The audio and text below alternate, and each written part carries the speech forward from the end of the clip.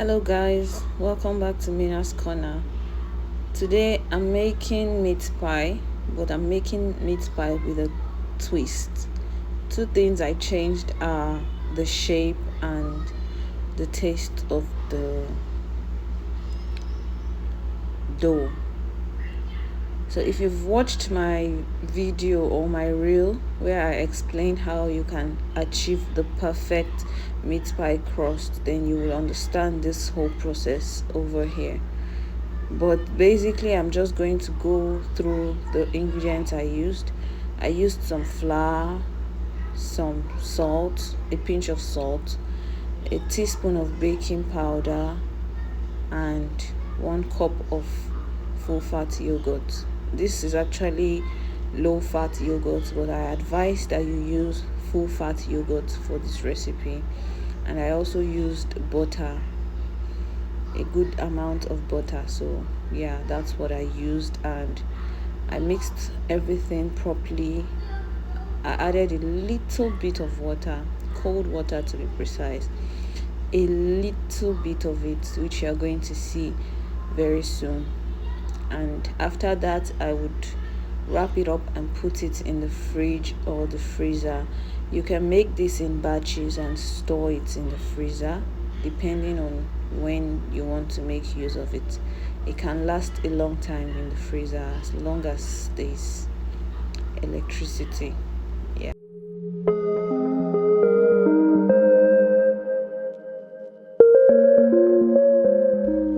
You don't want to knead the dough for too long.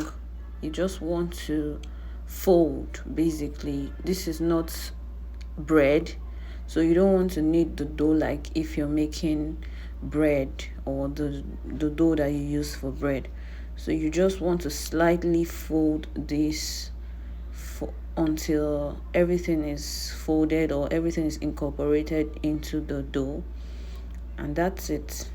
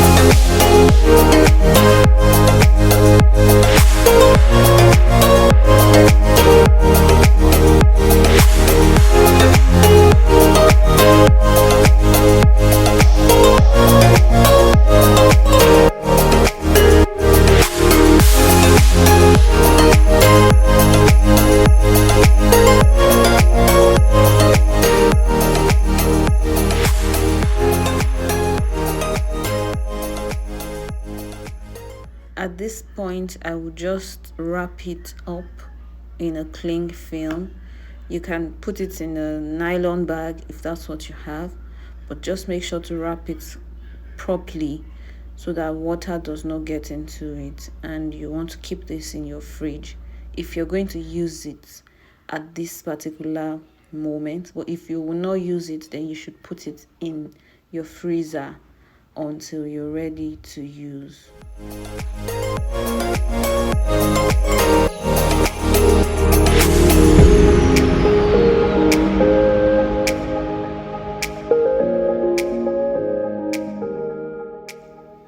So I'll go ahead now to make my meat pie filling, and I'm using some beef. And the secret to achieving the perfect filling is to add a little bit of fat to the meat. You can buy already made grinded beef, or you can grind this at home if you have the equipment used in grinding. And as you can see, I have grinded this, and this is the consistency that it has. as you can see, there's a little bit of fat in it. This makes the filling really juicy. So I advise that if you're buying the ready-made one, you should make sure that there's some fat in it. And if you're doing it at home, then you should add a little bit of fat, about 20% fat. That's to say 80-20. Meat should be 80% and the fat should be like 20%. And at this point, I'm just going to, just like you saw, I have fried the onions and the garlic. I've added in the minced meat, and then I'm adding my seasoning. I used some thyme, some black pepper, some Cajun seasoning, as well as some cumin powder. You can use whatever cumin powder or whatever seasoning you like or you prefer. I'm just going to stir the whole thing together.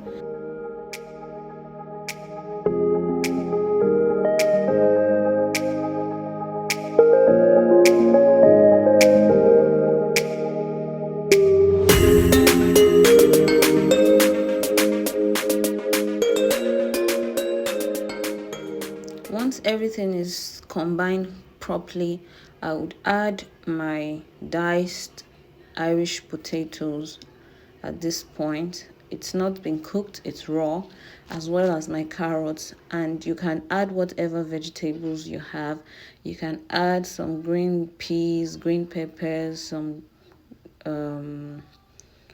whatever vegetables you have at at hand, you can use it. Then you go ahead to add some water and cover this and allow it to cook until the vegetables are soft. You can test this by pressing it over your fingers to check if it's properly cooked. And the filling is almost ready at this point. All you need to do is to add in the slurry. The slurry is a mixture of flour and water. Just add this in to make it thick. That's the reason why you're adding this in. It's going to give the filling a very nice texture as well as taste. So yeah, that's what I did here. You can use about a tablespoon of flour and water.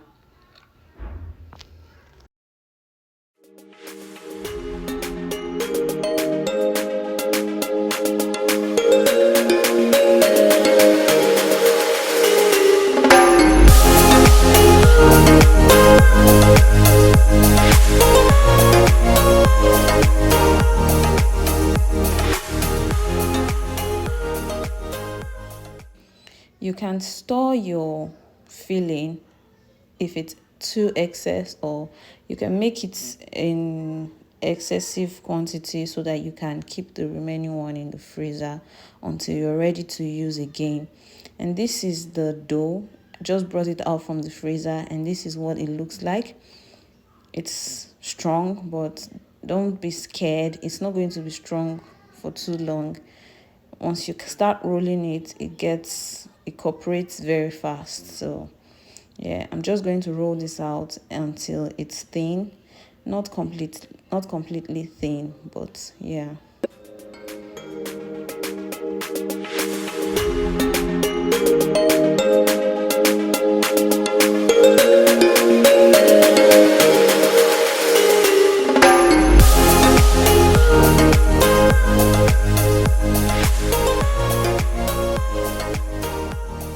Once you roll it out, you want to cut the shapes that you want. You can use a meat pie cutter, or you can use a regular bowl or flat plate in your house. You don't have to be very serious about it anyway, so long as you can achieve the shape that you want.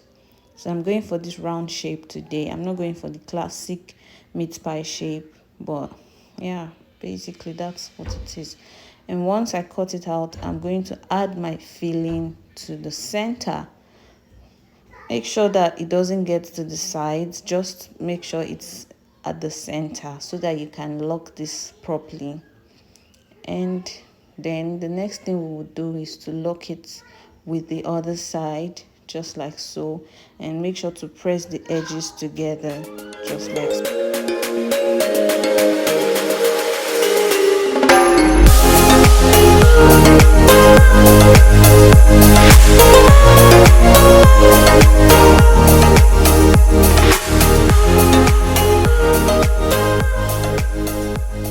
You can either press this together with a fork or with a chopstick if that's the shape or the design you want. Whatever design you want, you can make with whatever you like. So I'm just using a chopstick to give this some designs or whatever you want to call this, but you can use a fork or whatever you'd like, so long as the main goal is to make sure that the edges are tight so that when you put it in the oven it does not open. And the remaining one, I just did this shape. I was exhausted, and yeah, so I just made this shape for the last one. Once we're done with the whole batch, we put them in a tray and rub some egg on them, egg wash, eggs, whatever. This is basically to just give it color. You can use milk as well. You can as well leave it like that. This just makes it more attractive. Whatever you have, if it's milk, if it's egg white, I'm using the whole egg here, but you can use just egg white for it.